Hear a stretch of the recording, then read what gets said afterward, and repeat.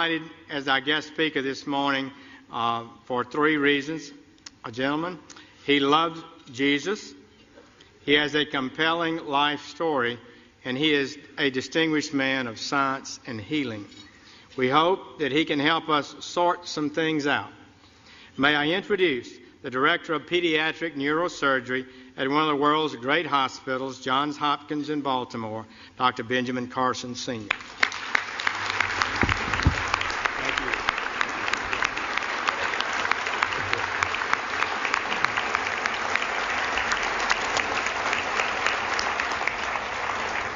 Thank you so much, Mr. President, Mr. Vice President, Mrs. Obama, distinguished guests, which includes everybody. Thank you so much for this wonderful honor to be at the stage again. I was here 16 years ago, and the fact that they've invited me back means that I didn't offend too many people. So that was great. I want to start by reading four texts, which will put into context what I'm going to say. Proverbs 11:9. With his mouth, the godless destroys his neighbor, but through knowledge the righteous escape. Proverbs 11:12. A man who lacks judgment derides his neighbor, but a man of understanding holds his tongue. Proverbs 11:25. A generous man will prosper. He who refreshes others will himself be refreshed. And 2 Chronicles 7:14, if my people who are called by my name will humble themselves and pray and seek my face and turn from their wicked ways, then will I hear from heaven and will forgive their sins and heal their land. You know, I have an opportunity to speak in a lot of venues. This is my fourth speech this week. And I have an opportunity to talk to a lot of people. And I've been asking people, what concerns you? What are you most concerned about in terms of the spirituality and the direction of our nation and our world? And I've talked to very prominent Democrats, very prominent Republicans. And I was surprised by the uniformity of their answers. And those have informed my comments this morning. Now, it's not my intention to offend anyone. I have discovered, however, in recent years that it's very difficult to speak to a large group of people these days and not offend someone. And people walk around with their feelings on their shoulders waiting for you to say something. Did you hear that? And they can't hear anything else you say. The PC police are out in force at all times. I remember once I was talking to a group about the difference between a human brain and a dog's brain. And a man got offended. He said, you can't talk about dogs like that. But, you know, people just focus in on that, completely miss the point of what you're saying. And we've reached a point where people are afraid to actually talk about what they want to say because somebody might be offended. People are afraid to say Merry Christmas at Christmas time. It doesn't matter whether the person you're talking to is Jewish or, you know, whether they're any religion. That's a salutation, a greeting of goodwill. We've got to get over this sensitivity, you know, and it keeps people from saying what they really believe. You know, I'm reminded of a very successful young businessman, and he loved to buy his mother these exotic gifts for Mother's Day, and he ran out of ideas, and then he ran across these birds. These birds were cool. You know, they cost $5,000 a piece. They could dance, they could sing, they could talk. He was so excited he bought two of them. Sent them to his mother, couldn't wait to call her up on Mother's Day. Mother, what'd you think of those birds? And she said, they was good. He said, no, Mother, you didn't eat those birds. Those birds cost $5,000 a piece. They could dance, they could sing, they could talk. And she said, well, they should have said something. And you know, that's where we end up too if we don't speak up for what we believe. And you know what we need to do.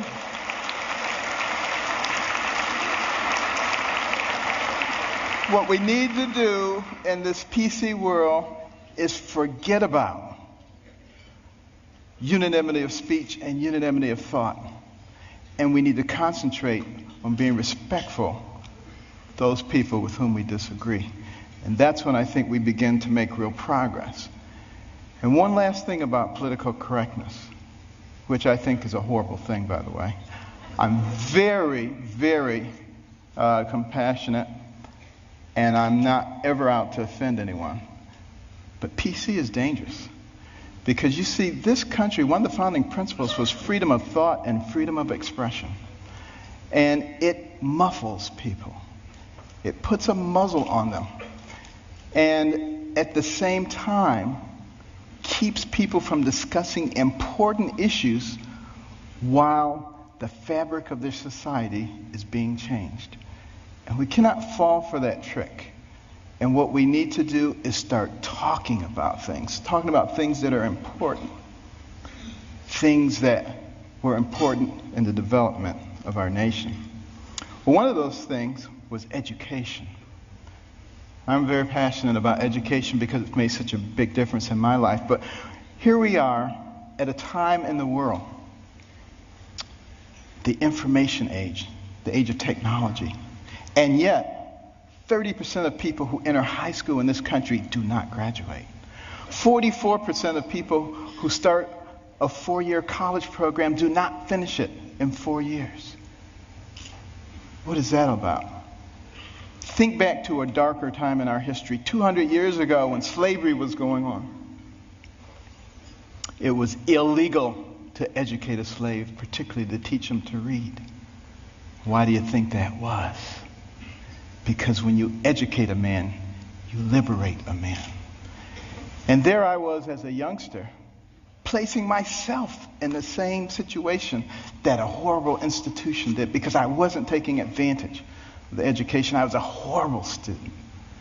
Most of my classmates thought I was the stupidest person in the world. They called me dummy. I was the butt of all the jokes. Now, admittedly, it was a bad environment.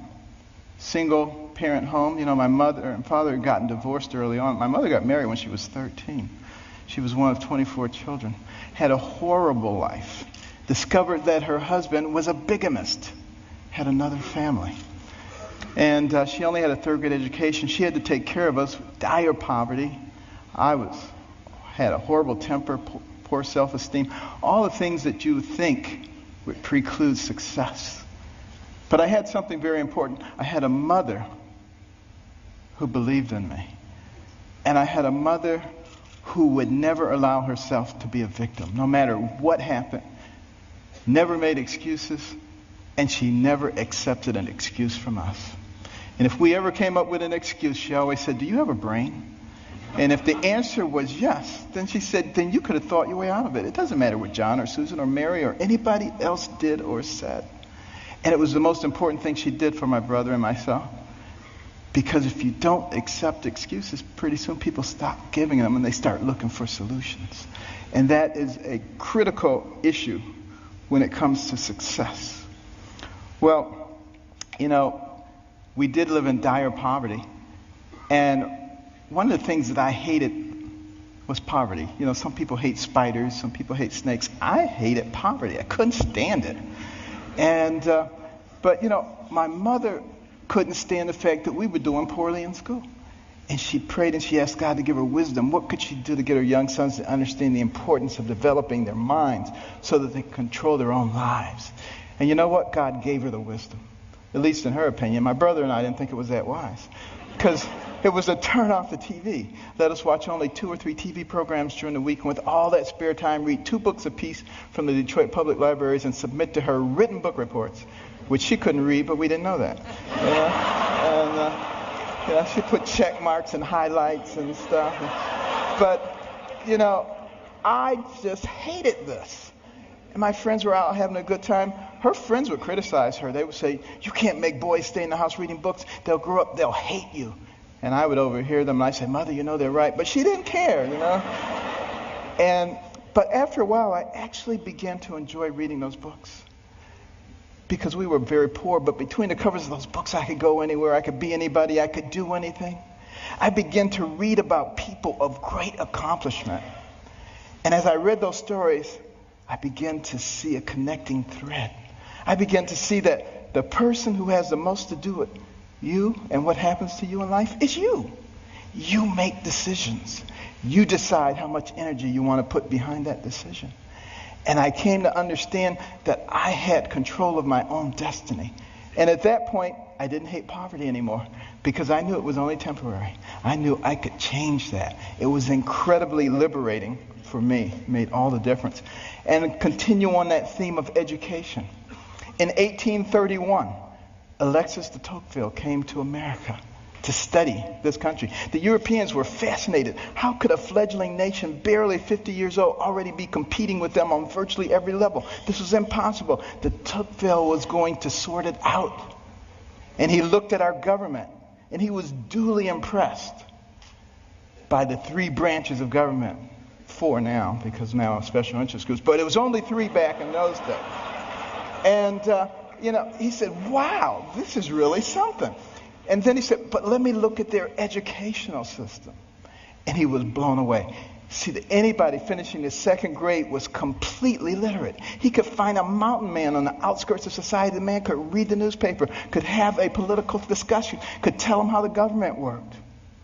If you really want to be impressed, take a look at the chapter on education in my latest book, America the Beautiful, which I wrote with my wife. Came out last year. And in that education chapter, you will see questions extracted from a 6th grade exit exam from the 1800s.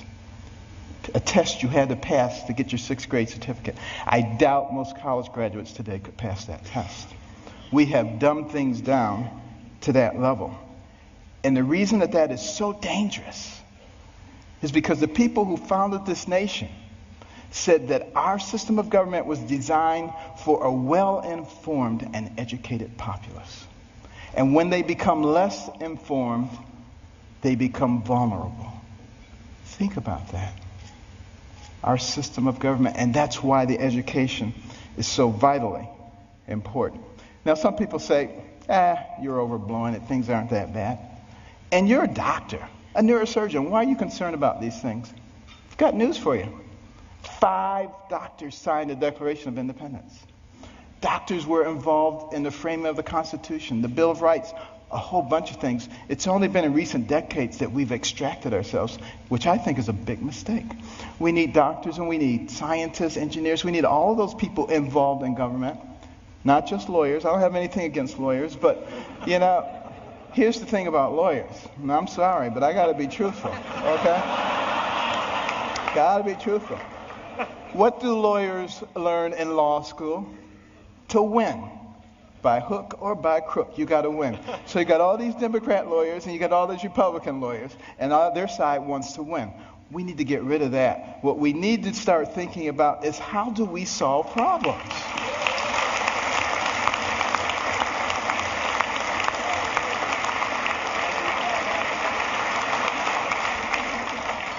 And now, before I get shot, let me finish here.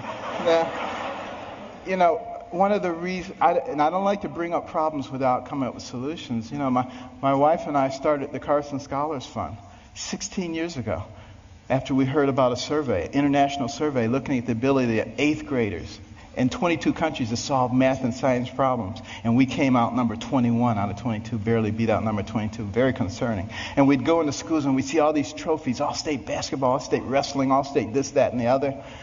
The quarterback was the big man on campus. And what about the intellectual superstar? What did they get? A National Honor Society pin? A pat on the head, they're little nerd. Nobody cared about them.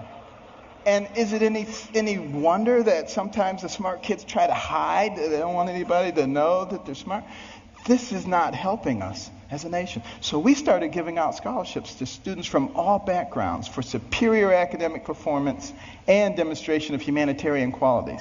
Unless you cared about other people, it didn't matter how smart you were. We got plenty of people like that. We don't need those. We need smart people who care about other people. We would give them money. The money would go into a trust. They would get interest on it. When they went to college, they get the money. But also the school gets a trophy. Every bit as impressive as any sports trophies. Goes right out there with the others. They get a medal. They get to go to a banquet. And we try to put them on the same kind of pedestal as we do the all-state athletes. Now, I have nothing against athletics or entertainment. Please believe me. I'm from